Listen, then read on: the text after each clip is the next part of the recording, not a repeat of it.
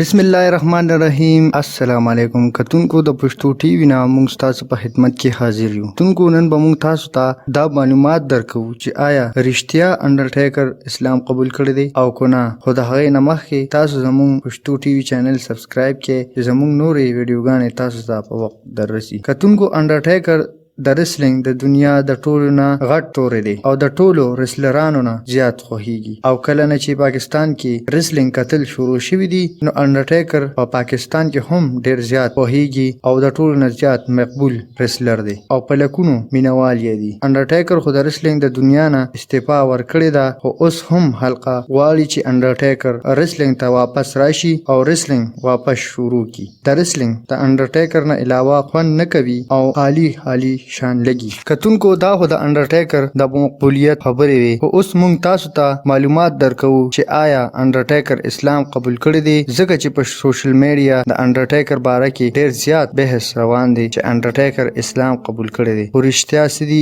دا به درته موږ دې ویډیو کې بیانوو. کتونکو دا د هر مسلمان دپاره ډیره د فخر خبره وي کله چې یو غټ او یو عوامي لیډر کو د هر مذهب سره یې تعلق وي اسلام قبول کړي. ځکه چې دې سره د هغه د مینوالو زړونو کې هم د اسلام باره کې سوچ راځي. انډرټیکر اسلام قبول کړی دی او کنه دې اړخ ته راځو چې دا واقعیا د کوم ځای نه شروع شوې ده او ولې د خلکو ذهنونو کې دا خبره راغلې ده چې انډرټیکر اسلام قبول کړی دی. کتونکو دا ټوله واقعیا د یو جهاز نه شروع شوې ده. کله چې انډرټیکر یو جهاز کې امریکې ته روان و په هغه جهاز کې د انډیا یو غټ عالم دین سیدنا محمد برهان الدین هم موجود و او کیدی شي د دنه انډرټیکر هم متاثر و. دوی دواړو یو جهاز کې یو ځای سفر کولو. کله چې انډرټیکر ته پته ولګېده چې ما سره جهاز کې برهان الدین صاحب هم ناست دی نو هغه خصوصي طور باندې د خپل سیټ نه پاسېده او برهان الدین صاحب سره ملو شو. او چې کله دا تصویر سوشل میډیا ته راغی نو ډیر خور شو او خلکو دا افواګانې شروع کړې چې انډرټیکر مسلمان شو. خو تر اوسه پورې